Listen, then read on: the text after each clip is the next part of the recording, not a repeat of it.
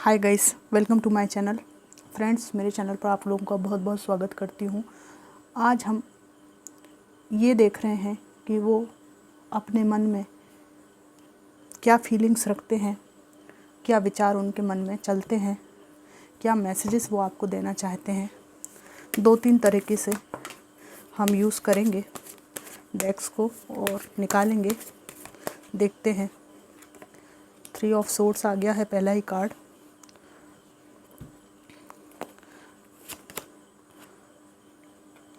5 of swords और 3 of pentacles, temperance, queen of swords and page of swords. Bottom of the deck है night of swords. Friends, सबसे पहले तो मुझे यहाँ पे दिखाई दे रहा है कि इनके मन में ये बात बखूबी घर कर गई है कि आप इनकी कुछ नहीं सुनना चाहते, कोई बात नहीं सुनना चाहते। और इनको रिसेंटली ऐसा महसूस हुआ है कि इनके आने की राह आप नहीं देखते हैं। आपको अपने जीवन में बैलेंस बनाने से मतलब है।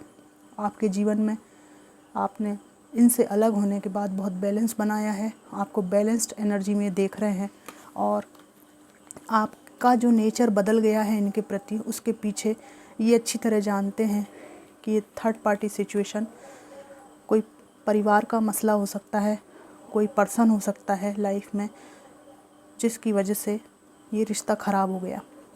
और ये इस समय अपने विचारों में ये सोचते हैं कि कितना कितना लड़ाई झगड़ा एक इंसान के जीवन में हो सकता है।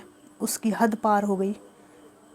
इतना लड़ाई झगड़ा छोटी छोटी बातों पर हुआ है आपके बीच और हमेशा ही ये लड़ते ही रहे हैं आपसे, जिसका परिणाम ये हुआ है कि आपने इनसे मूव ऑन कर लिया और यहाँ पर इन्होंने थर्ड पार्टी से डील किया और आपको सेकंड पायदान पे इन्होंने रखा। इनको फील हो रहा है ये बात और ये देख रहे हैं आपको दूर से स्टॉक करते हैं, लेकिन इनको ये फील हो रहा है जो कुछ भी हुआ है उसके कारण ये पहले बहुत लड़ाई झगड़ा आपसे करते रहे। एक टॉक्सिक रिलेशनशिप ये था आपका इनके साथ, लेकिन इस घटना के बाद में, थर्ड पार्टी सिचुएशन के बाद में, आपने लाइफ में मूव ऑन किया, इमोशंस को ठीक से बैलेंस किया और अब आप इनकी कुछ नहीं सुनना चाहते। क्वीन ऑफ सोर्ड्स की आपकी एनर्जी आई है और जब से आप इस एनर्जी में हैं तो ये आपके प्रति बहुत अट्रैक्टेड हैं और बहुत तेज़ी से आपकी तरफ आने का ये सोचते हैं। सोच रहे हैं कि कैसे मैं उसके पास चला जाऊं, क्योंकि आपका व्यक्तित्व अट्रैक्टिव हो गया है। पहले जो है ना, ये आपको कुछ नहीं समझ रहे थे, ठीक है। फिर इन्होंने थर्ड पार्टी सिचुएशन में कदम रखा, फिर वहाँ से ऐसा प्रतीत होता है कि वहाँ से ज़्यादा अट्रैक्शन आपके व्यक्तित्व में इनको महसूस हो रहा है, तो अभी आपकी तरफ अट्रैक्ट हो रहे हैं। मतलब जो है, एक बिन पेंदी का लोटा होता है ना, उस तरह की बात यहाँ पर है। गाइस, बुरा मत मानिएगा, जो बात है वो ऐसी आई है जैसी मैंने कही।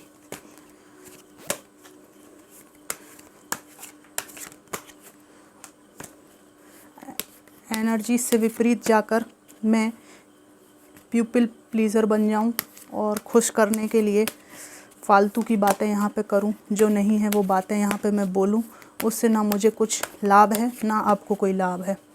दूसरी बात, ये एक जनरल कलेक्टिव रीडिंग है। जो रेजोनेट करे वो लीजिए, बाकी आप छोड़ सकते हैं।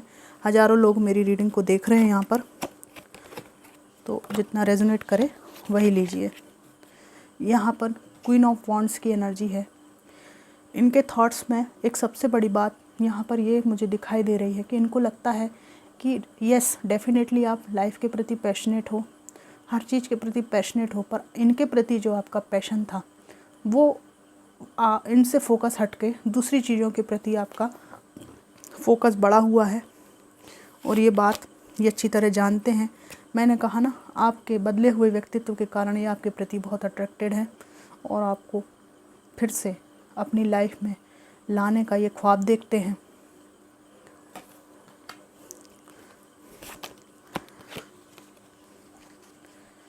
इनको अच्छी तरह पता है कि जो कुछ भी इनको आज अपनी लाइफ में कमी, खामी, दुख, तकलीफ़, जो भी धोखाधड़ी मिल रही है वो वही है जो इन्होंने दूसरों के साथ किया है।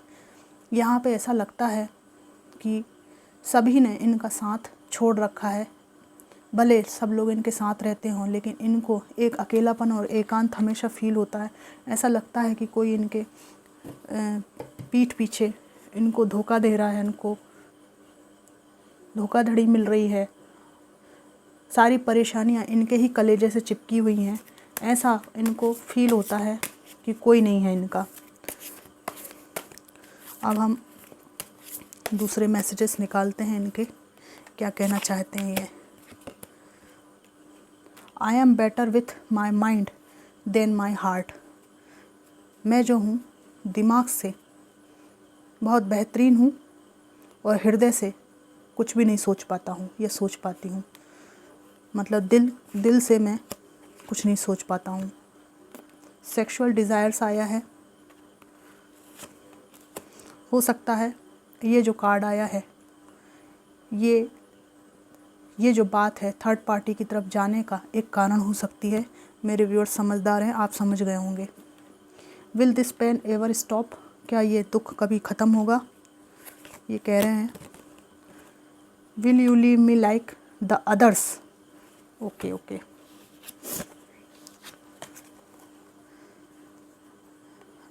ये कार्ड कैसा आएगा? Will you leave me like the others. ठीक है, सब ने छोड़ा हुआ है, ये बात मैंने पहले ही आपको बताई। और किसी ने इनके साथ रिश्ता बनाया भी है तो फैमिली वगैरह सब इनको यही कहते होंगे। पिछली रीडिंग में भी आया कि अब आपको यहीं पे निभाना है। पीपल डोंट बिलीव इन मी। ये कार्ड अक्सर रीडिंग में आता है। अगर इन्होंने समाज विरोधी कुछ कार्य किया है, कोई ऐसी मैरिज की है जो प्रतिबंधित है समाज में, जैसे देवर भाभी का रिश्ता है ना, और छोटे भाई की पत्नी से मैरिज कर लेना, या रिश्ते में कोई दूर की बहन लगती हो तो वहाँ कुछ समाज विरोधी जिसको कहते हैं हम, वो काम कर लेना, जिसकी वजह से ये खबर फैल गई है और ये कह रहे हैं कि पीपल डोंट बिलीव इन मी, लोग मेरे पे विश्वास ही नहीं करते हैं। तो इनकी रेपुटेशन भी सोसाइटी में ख़राब यहाँ पे महसूस हो रही है। और अगर इन्होंने अपने नज़दीक में किसी से मैरिज की है, जिनको ये भी पॉसिबिलिटी है कि आप जानते हों या ना भी जानते हों, लेकिन ये नज़दीक का व्यक्ति है जिसकी वजह से समाज में इनको निंदा का शिकार होना पड़ रहा है। अगर इन्होंने अपनी छोटे भाई की पत्नी या भाभी, बड़े भाई के ख़त्म होने के बाद भाभी से शादी की है तो समाज इनको भत्सना कर रहा है, दुत्कार रहा है, टॉन्टबाजी इनको सुननी पड़ती है। इस संबंध में मुझे एक प्रसंग याद आता है रामायण का। बाली और सुग्रीव जो दो भाई थे, तो सुग्रीव की पत्नी को बाली ने रोक रखा था अपने पास में, सुग्रीव को भगा दिया था। तो जब सुग्रीव ने एज ए फ्रेंड राम भगवान से मदद मांगी कि मेरी पत्नी का मुझे साथ नहीं मिल रहा है और मेरी पत्नी को भी मेरे बड़े भाई ने बंधक बना रखा है, तो ये सब चीज़ें बताकर और जब राम से मदद मांगी तो राम जी ने इनको वचन दिया कि मदद करेंगे। जब इन्होंने राम जी ने बाली को मारा तो बाली ने बोला कि एक बात बताइए कि विवाद मेरे और मेरे भाई के बीच में है, आप कौन, आपको क्या अधिकार था, मुझे आपने किस अधिकार से मारा? विवाद था तो मेरे और मेरे भाई के बीच में था, जो भी था, आपको क्या अधिकार मुझे मारने का? तो राम जी ने यही बोला कि बहुत प्रसिद्ध उक्ति है कि अनुज वधू भगनी सुत नारी सुन सठ कन्या सम आचारी। इनहि कुदृष्टि बिलो कही जोही, ताहि वधे कर छुपाप न हुई। अनुज वधू, छोटे भाई की पत्नी, बहन, सुत नारी, अपने पुत्र की पत्नी मतलब बहू, ये सब कन्या के समान होती हैं। इनके प्रति कुदृष्टि जो भी रखे उसका वध करने में, उसको मारने में कोई पाप भी नहीं लगता और कोई बुराई भी नहीं होती। तो इसलिए मैंने तुम्हें मारा, क्योंकि तुमने छोटे भाई की पत्नी को रखा था। दूसरी बात ये कि हमारे पूर्वज इस क्षेत्र के राजा रहे हैं। ये हमारे वंशजों का क्षेत्र है, ये भी एक उन्होंने तथ्य बताया। उस नाते यहाँ पर न्याय व्यवस्था देखना मेरे क्षेत्राधिकार में आता है। ये उन्होंने अपनी कुल परंपरा से कुछ बताया था उनको कि कुछ क्षेत्राधिकार में, मेरे क्षेत्राधिकार में है यहाँ पे दंड विधान को देखना। तो दूसरी बात तो अलग चीज़ है, लेकिन रिश्ते के जो रिश्तों की मर्यादा उसके बारे में राम भगवान ने बखूबी यहाँ पे पूरा स्पष्ट रूप से बताया है कि क्या वर्जित है समाज में और क्या होना चाहिए। तो राम जी ने वहाँ पे मार दिया, ठीक है, राजा होने के नाते, क्योंकि अनैतिक कार्य था। तो कहने का तात्पर्य यह है कि हमें ना किसी को मारना, क्योंकि यहाँ पर मर्जी से जाने वाली बात है, ठीक है, मर्जी से किसी को रखने की, उनसे संबंध बनाने की बात है। तो इसमें ना कोई राजा कुछ कर सकता है, ना प्रजा कुछ कर सकती है, ठीक है। लेकिन ये एक उदाहरण है। तो ऐसी कोई बात है तो ये समाज में आज भी एक्सेप्टेबल नहीं है। तो ये कह रहे हैं उसी बात को भुगत कर कि पीपल डोंट बिलीव इन मी, ठीक है। जैसे बाली के दोष आज भी हम कहते हैं कि बाली ने ये गलती करी कि छोटे भाई की पत्नी को रख लिया, तो ऐसे ही इनके दोष जो है समाज में निंदा के पात्र बन चुके हैं, अच्छा नहीं माना जाता। The way I have treated you was wrong. जिस तरह से मैंने तुम्हें ट्रीट किया वो मैंने बहुत गलत किया है, ये कह रहे हैं। हो सकता है जब थर्ड पार्टी के जोश में ये रहे हों तो इन्होंने होश खो दिया हो और इनको लगता होगा कि मैं तो इतना टैलेंटेड हूँ या मैं इतनी टैलेंटेड हूँ कि मुझे तो दूसरे लोग भी, दूसरे पार्टनर्स भी मिल सकते हैं, तो मैं पहले वाले जो पार्टनर हैं उनको लो फील कराऊँ, ठीक है, नॉन डिज़र्विंग फील कराऊँ, ठीक है। तो अब इनको फील हो रहा है कि जिस हरियाली की खोज में ये थर्ड पार्टी सिचुएशन को लाइफ में लेकर आए थे, उधर इतनी भी कुछ खास हरियाली नहीं थी। तो अब इनको याद आ रहा है कि इन्होंने किस तरह से आपको ट्रीट किया था।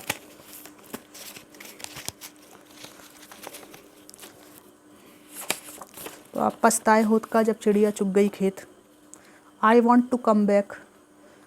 वो उनकी दिली तमन्ना है कि वापस आ जाएं, आना चाहते हैं। I never ever accepted my mistakes. You light up my life. तुमने मेरे जीवन में उजाला किया। मैं मिलना चाहता हूँ। डू यू मिस मी।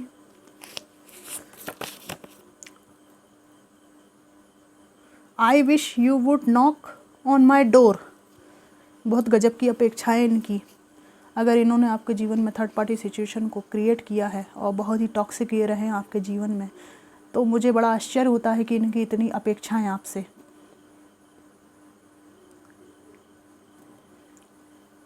अच्छा, यहाँ पे एक एनर्जी और आ रही है।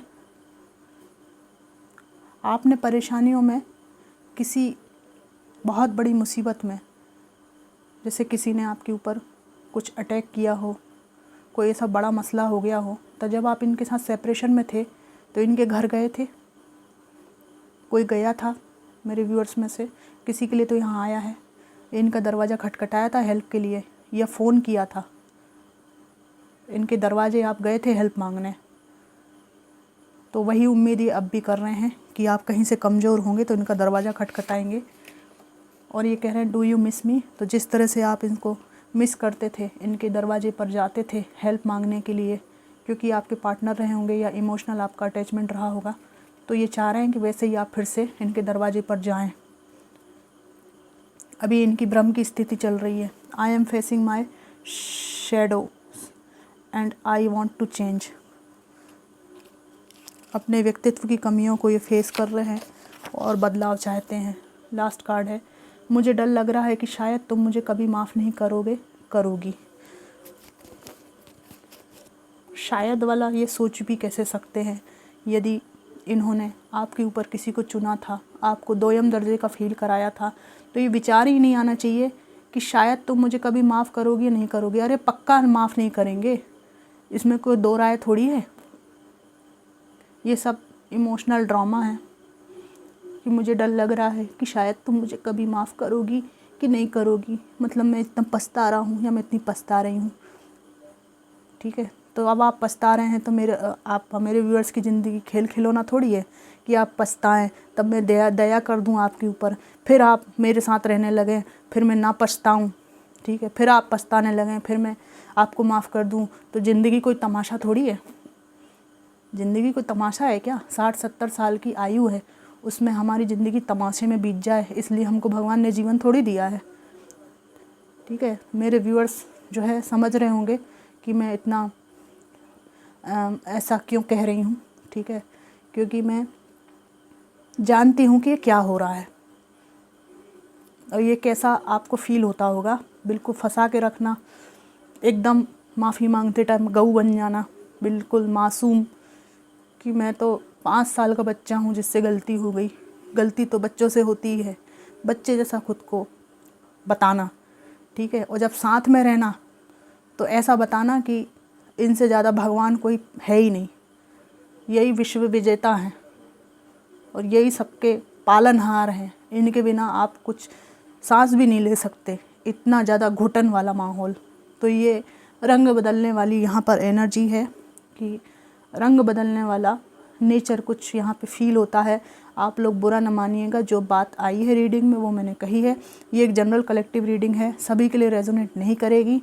कुछ लोग कमेंट्स बॉक्स में इतने भद्दे कमेंट करते हैं कि रीडिंग रेजोनेट नहीं हुई तो इतने झल्लाते हैं।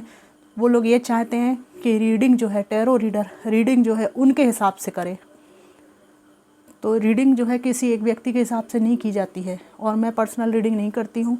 ये एक जनरल कलेक्टिव रीडिंग है। जितनी एनर्जीज कैच हो जाती हैं, ठीक है, उतनी हो जाती हैं। जो छूट जाती हैं वो छूट जाती हैं। तो जिनकी छूट जाती हैं, जो मैच नहीं करती, वो लोग झल्ला जाते हैं। तो मुझे उससे कोई फ़र्क नहीं पड़ता, ठीक है, क्योंकि मोस्टली जो है कार्ड्स जो कहते हैं वो आ जाता है और ये ज़्यादातर व्यूअर्स की एनर्जीज़ को मेरी रीडिंग पकड़ भी पाती है। ये एक बहुत पॉजिटिव बात है। आप लोग मुझे इतना अप्रिशिएट करते हैं, ये भी बहुत ही ज़्यादा मैं तहे दिल से शुक्रिया करती हूँ। तो ये थी इनकी फीलिंग्स और इनके मैसेजेस जो ये फील कर रहे हैं, और आपके लिए इनके मन में विशेष आकर्षण है क्योंकि आपने अपने आप को पहले से बहुत अट्रैक्टिव बना रखा है। ड्रेसिंग सेंस में भी यहाँ पे सुधार दिखाई दे रहा है और चाल चलन तो नहीं कह सकते, चाल चलन नहीं कहते उसको, जो आचार विचार और व्यवहार में एक मैच्योरिटी। चाल चलन तो शुरू से ही आपका अच्छा था, इसमें कोई दो राय नहीं है। नहीं तो व्यक्ति जो है लौट के क्यों आना चाहता है? अगर हम गड़बड़ हैं या हम ख़राब हैं तो कोई क्यों आना चाहेगा हमारे पास में, है ना। वो तो गया, लेकिन कोई आना चाह रहा है, इसका मतलब आप में कोई बात है। तो ये थी रीडिंग, कैसी लगी ज़रूर बताइएगा। Thanks for watching.